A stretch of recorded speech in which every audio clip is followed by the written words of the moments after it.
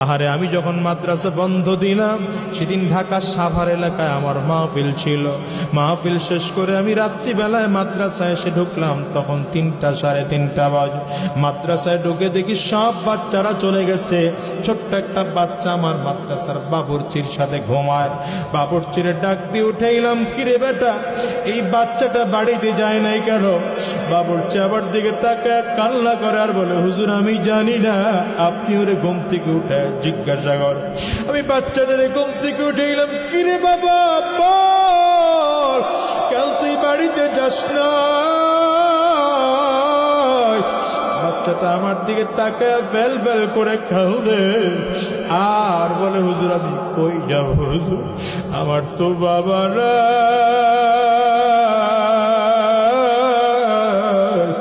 হুজুর আমার মা থাইকা আজকে নাই, আমি কার কাছে যাব, বাড়িতে যাব না।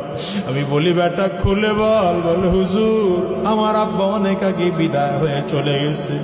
বাবা বিদায় নেওয়ার পরে মা আবার আরেক জায়গায় বিয়ে বসছে।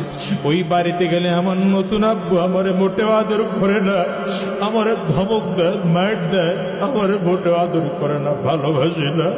আমি কিছু খাইতে চাইলে খাইতেও দেয় না। আমি আর বাড়িতে যাব না, বাড়িতে যাব না। বাচ্চাটা পকেট থেকে 20 টাকার একটা নোট বের করে দেখায়, হুজুর এই 20 টাকার নোট আমার কাছে আছে, যেই কয়দিন মাদ্রাসা বন্ধ আমি খানা কিনে কিনে খাবো।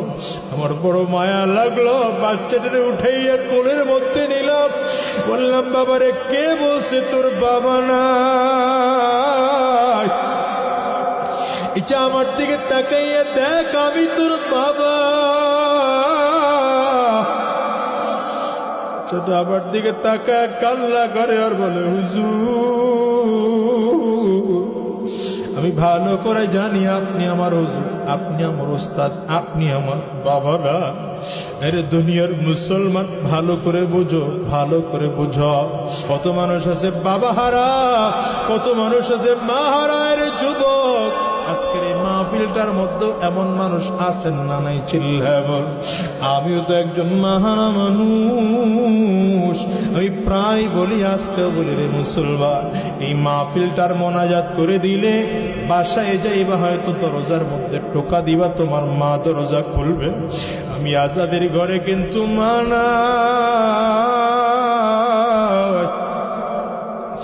বাসায় গিয়ে দরজার মধ্যে টোকা দিলে আমার মা দরজা খুলবে না। এর যুবক খেয়াল করো, তোমার আমার মা এখানে নাই, এমন আছে না নাই? আছে না নাই? জোরে বলো। আজকের এই মসজিদটার মধ্যে এমন লোক খুঁজতে পাওয়া যাবে যাদের বাবাও নাই, যাদের মাও নাই।